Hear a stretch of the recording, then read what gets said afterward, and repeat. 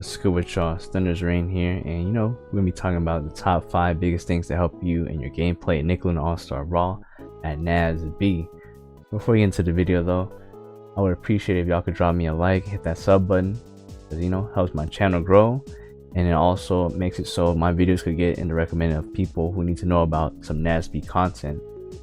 And you can always drop me a comment on something I can improve on for my videos. I read every single comment, or you could just say what's up to me in the comments too. I'll respond to you. And, with all that out of the way, let's get straight into this video. Alright, so the first thing I feel like a lot of people make mistakes in is not utilizing yellow block.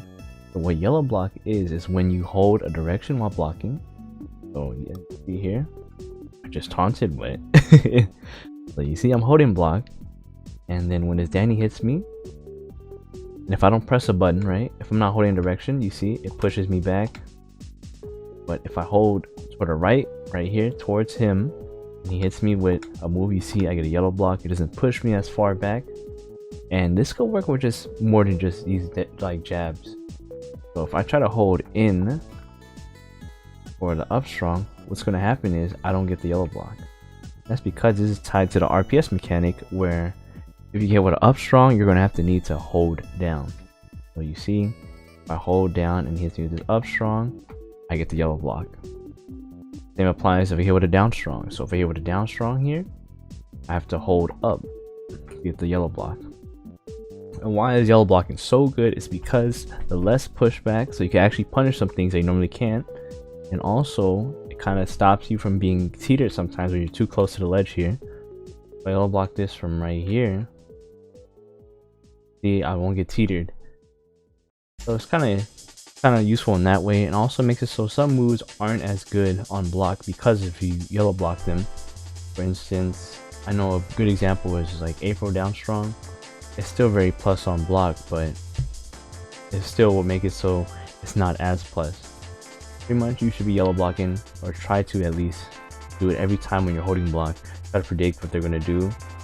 So generally, if someone going to go reach for like a dash attack, you just hold it towards them, and then you'll get a yellow block. You could punish that, because if you don't yellow block, you see how the pushback,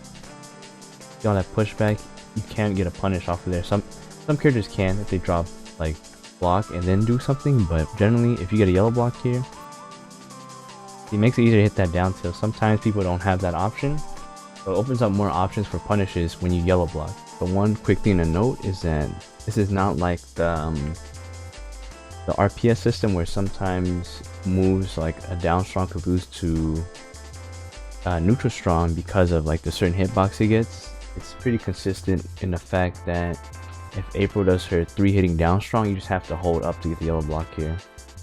Even though I think the first hit at least sends like in a different angle than the other two. So that's just one thing to keep in mind. So the second thing that I think people could work on is that they should not waste their invincibility when responding back onto the stage. So what I'm talking about is when you lose a stock, you actually come back with invincibility, and that goes away after you do a move. So you're gonna press a button, you see it's gone.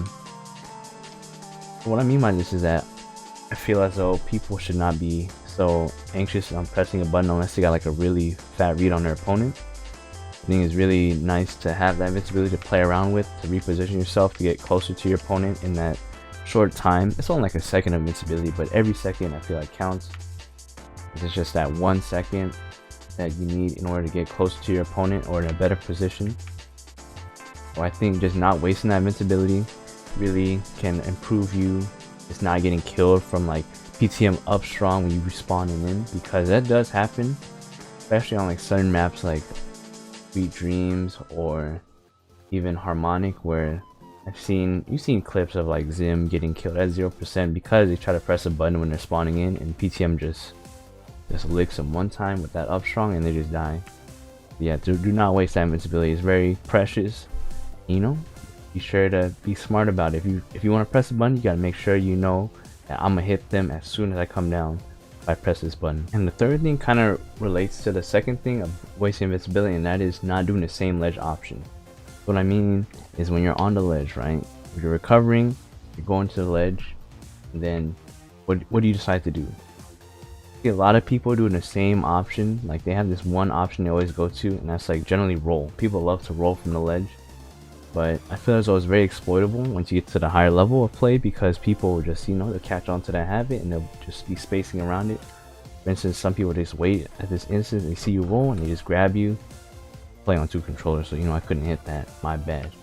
But you know, you get what I mean. So, like if they roll here, you can just catch them.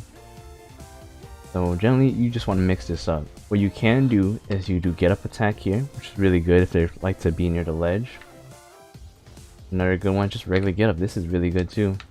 This regular get up is really fast, and if you implement the yellow blocking, some people they like to try to fish for a dash attack. If you don't yellow block this, if April comes in and dash attacks, you don't yellow block that, you're gonna get teetered. But implement the yellow blocking, you don't get teetered.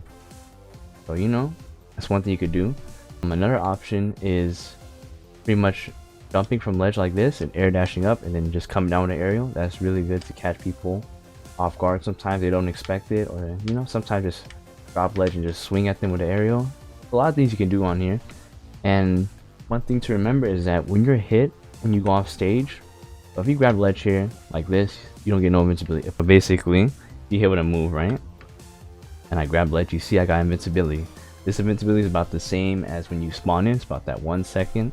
And with that, you can change the timing of everything you do here. Be like, oh, I could wait a little bit and then do this, or get hit and then wait a little bit and then do the roll. Things like that. I feel like some people, they're just too anxious when they're on the ledge. They get really scared because they're scared of getting hit just one time. It is a scary position to be in when you're on the ledge, just because at any moment you hit with like one down, you're probably dead. But you know, it's sometimes you just gotta just relax and then just really think about the situation that you're in and assess what options you have given to you based on your character you play and what position your opponent's at when you're on the ledge. The fourth thing I feel like some people can improve on is their recovery, especially when it comes to like newer players. When you're new to this game, they may not know how to recover. Sweet spotting, that is when you upbeat from the ledge and you're low enough to not get hit by a move if someone does a move here. If you sweet spot, you should be able to avoid this for the most part. I know some characters don't have that ability, but you know, for most characters do. If you're recovering low, especially, make sure to drop low enough to so you grab the ledge.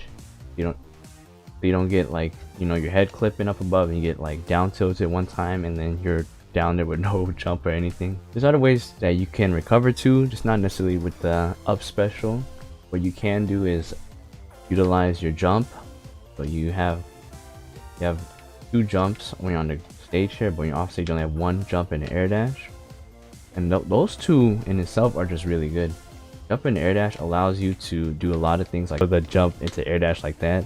So that's really good because you just instantly go to ledge here, right? It's very hard for people to cover since you're below the ledge, unless they're preemptively doing a move, like try to cover that. They're not going to hit you for the most part. You see, even like Leonardo's down tilt doesn't hit here. I think Lucy's down tilt is the very few down tilts that can hit like kind of below the ledge. But for the most part, if you do the jump air dash, you will just avoid getting hit by that. You know, just having a good recovery makes it so you can get more chances to get back on stage, potentially get a fat punish or a neutral win into getting that W. Another thing about recovering too is that you could generally kind of do some things where you recover high or sometimes you recover low. You just mix it up, you know, keep your opponent guessing. You don't want to be too predictable. Like for instance, you know, when you're always off stage in this position, you can always like start the upbeat early, or you can start it a little bit later. You know, the timing, just that slight timing difference can mess someone up in their punishes on you.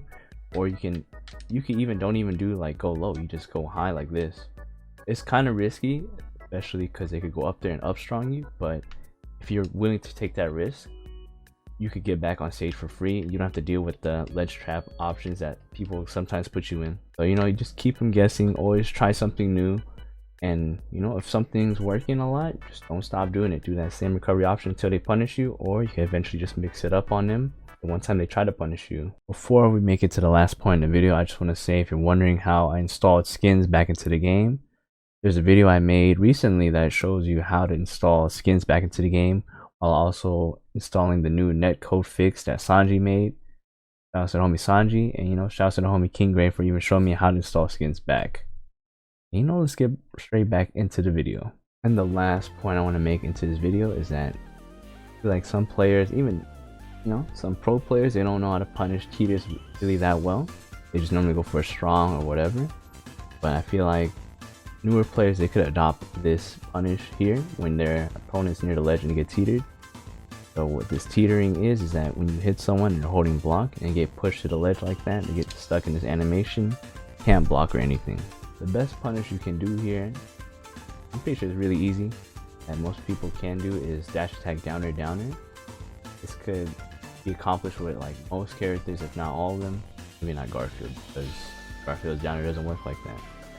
But you know, most characters, this is the best punish you can do, because it's pretty much just like takes away their stock instantly. How it starts, you just start the teeter animation by hitting them, dash attack there, and they're just pretty much just dead. If they're not dead, you're in a really good spot here to like bottom away to try to get back or anything like that. I feel like just people not getting these fat teeter punishes really, you know, really just doesn't help their punish game at all. Like for instance, if I just went for a strong like this or a jab or something, if at high percents, yeah, it will kill here. You're not always gonna get them at this high enough percent. Sometimes I see people, they don't even like do a strong here. Like for instance, if they do this, they don't go for a strong here. They will go for like a jab or something. But the most important part I want to point out here is just this teeter specifically. When you get this position here, you want to get dash attack there. Almost every time, be like a guaranteed free stock they gave it to you. It depends on the character you play, honestly, on which punishes you can get off a teeter. I know some characters just get like a strong. Yeah, most characters are right here in this position, they just get a strong here. Pretty much what you can get when you get a punish on a platform like that, like a teeter. But on this ledge, I guess if your strongs are strong enough, you know it's gonna kill here. You just go for another strong. But for the most part, if that low percent, you want to recognize that you can get something better, juicier. Don't go for that jab. Try to hit this dash attack. Because say that potentially you were a little too slow on this, right? A little bit. You're gonna get them in a teeter again, and then at that point, you just go for a down throw, dare or something. I couldn't even hit it there because yes, April's hurt box just weird. Go for things like that. So just in case, it's like the, you know, it's the fail safe here. If you can't hit the dash attack here, the downer, and then you get them to teeter again, you just grab them instead and do like either forward throw, downer, or down throw, downer. Just one or the other. I feel like just being able to capitalize off of teeter is just mad important. Especially because, you know, there's not a lot of opportunities where this occurs, but I just feel as though you make the most out of it when it happens. Appreciate y'all for watching the whole video. Hope I taught y'all something new, because I feel as though we can always be getting better. And you know, it just takes time just of grinding and potentially just learning more about the game to figure out some things. And before, you know, you click away, be sure to check out my new channel with Calvin called CNT, where we do let's plays of old games that are very difficult. We're just playing, you know, cooperatively or just taking turns. But it's a really good time. Hope to see y'all there, and you know, take care.